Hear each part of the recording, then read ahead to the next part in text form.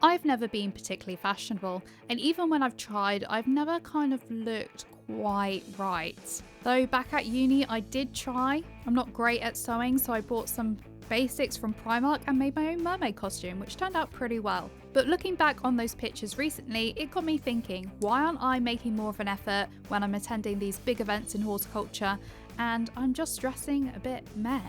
And that's when I thought of this.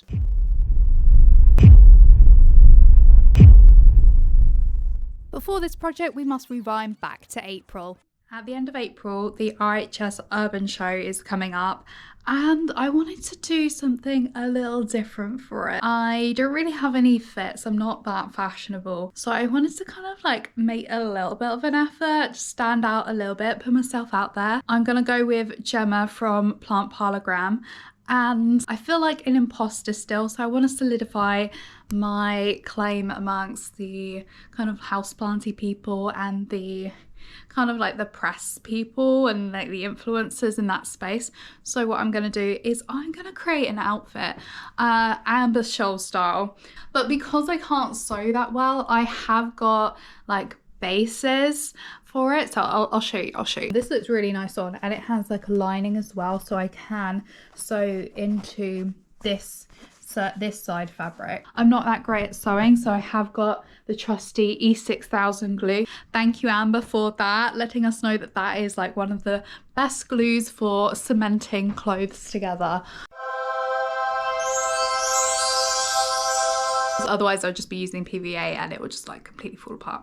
Anyway, without further ado, let's get on with it. But I am not going to be attaching any succulents around the back and around the armpits, because otherwise I won't be able to have my arms flat down the sides. So it's just going to be 1, 2, 3, 4 panels, and I could do something around here as well. So the first thing I did was get these plastic succulents. A lot of people later asked me why I didn't use real succulents, and that's pretty much because real succulents are so delicate. They're also a lot harder to attach. I would have had to use moss to help keep their roots alive and keep them alive, and possibly chicken wire to hold them in place, and it would make the whole thing very bulky. Also, I'd have to water it every now and again, because succulents, despite their reputation, still do need some water, and that would just make it so heavy, and it will be damp, and I think it would smell a lot after a while. I think we'd get a lot of rotting and just not great in general. So I bought these plastic succulents online, and I was just taking the ends off with some wire cutters and sticking them on with the E6000 glue. So using plastic succulents was the only way I could realistically do this. I didn't have a set structure of what I wanted when I was gluing them on. It just kind of like happened. The long ones I put around the top because they're bendy and let them trail down,